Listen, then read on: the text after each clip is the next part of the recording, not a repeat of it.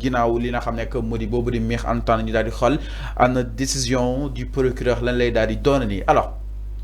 mbokk yi jàppale ni itam du côté de la régie leneen si li nga xam ne mooy wàllu ponk yi mooy mbiru ki nga xam ne moo di Farba Ngom mbokk yi ñu daal leen di tegoon loxo nag si manifestation yi nga xam ni itam mi ngi noonu foofu saanuk Agnam Wuro Sogi Matam entre autres ginnaaw rek ban daal di teggi lever immunité bu ki nga xam ne moo di Farba Ngom naka noonu itam daal di assister à l'éclatement justement des manifestations mbokk yi à la dernière minute nag daal leen taxawal sa kanam yoon ak wala yoon daal leen ni li nga xam ne moo di àtte mais le procureur dafa requérir benn peine bu daal toll si 1 an de prison ferme alors naka daal di analyser justement procès bi nga xam ni itam taxawal nañ ko contre ces manifestants ñi nga xam ni itam ñoo doon manifester Farba mais aussi réquisitoire bu procureur daal di toll si 1 an de prison ferme. Oui, mais le procureur c'est le maître des poursuites.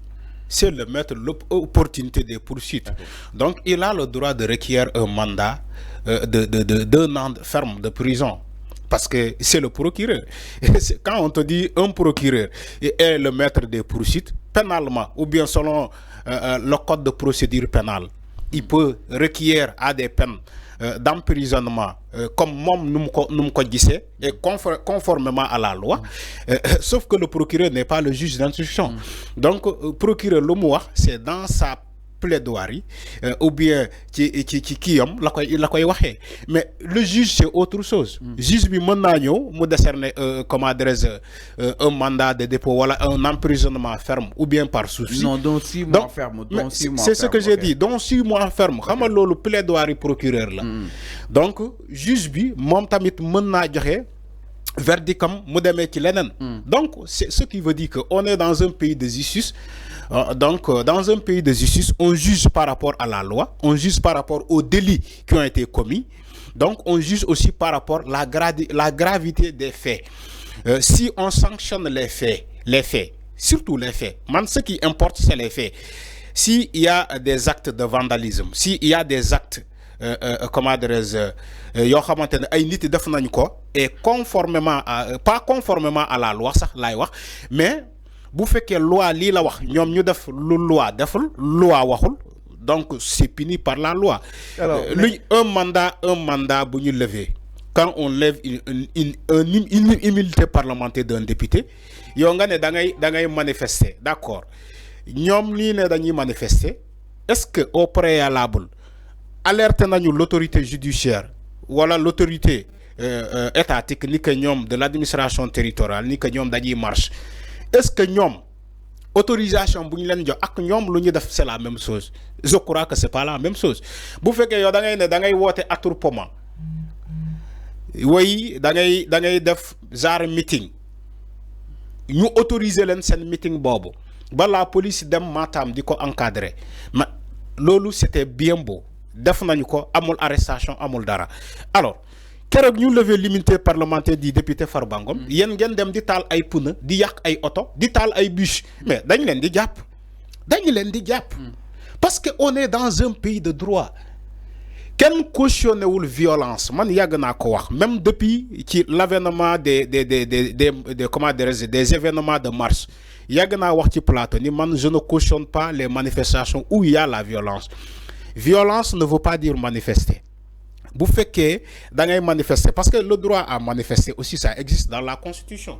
Vous faites que da ngay ñaan pour marche wala da ngay ñaan pour ay manifestation mais bu mu baña am dérive moy dérive bi moy nga dem bay tollu ci ay yak ay tal auto ay tal Auchan ay tal ki lolu dérive la c'est les dérives des manifestations lolu boko défé tu es hors la loi, tu n'es pas dans le circuit des manifestations, mais dans quoi djegi. De ce fait que loi peut intervenir, police peut intervenir pour le maintien de l'ordre, ne serait-ce que dans l'exercice de leur fonction de maintien de l'ordre.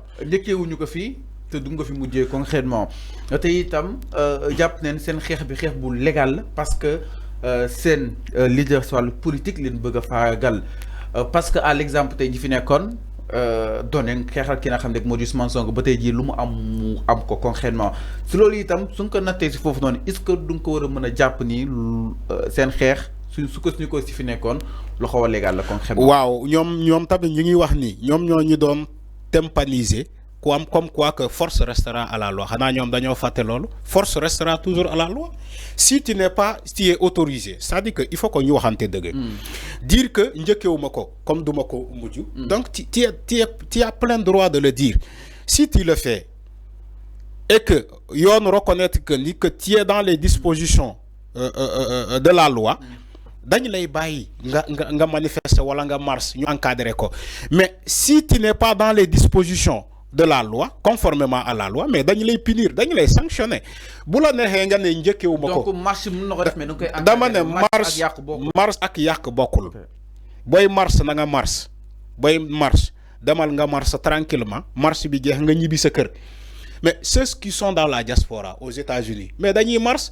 Est-ce que tu as vu la police leur brutaliser? Non, parce que taaluñu pneu yàquñu saagawuñu wala defuñu dara dañoo woote seen brassard rouge supposons woote des rassemblements ñu véhiculer leur message yóbbu ay caméra tout ça boo ko defee bitim réew ñu ngi koy defar aux États-Unis à Mantes-la-Jolie en France Mantes-la-Jolie ñu ngi koy def partout tout récemment def nañu ko je crois su ma juumul dans les pays de la sous-région ñu ngi koy def ci les pays de la sous-région mais si c'est encadré c'est bien beau c'est beau police du intervenir police du sandi lacrymogène du def dara mais police lu moom bañ dans l'exercice du maintien de l'ordre mooy maanaam nga woote marche ba pare di taal ay pneu di taal ay bus bu romb rek nga arrêté ko taal bus bi taal ay Auchan gis nañu ko fii ci ay mars 2022 bi 2021 bi gis nañu ko fii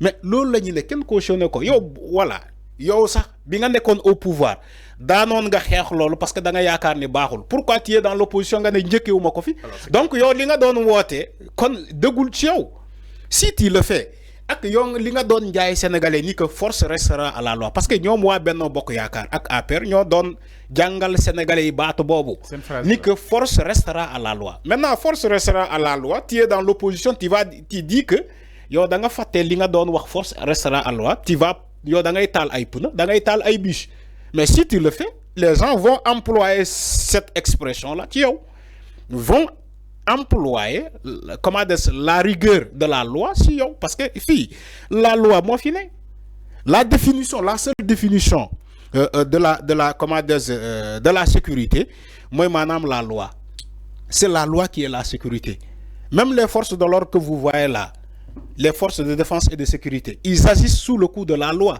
c'est la loi qui est la sécurité si tu bafoues cette loi-là, tu bafoues les règles, on applique la justice sur toi. C'est tout à fait normal. Quand on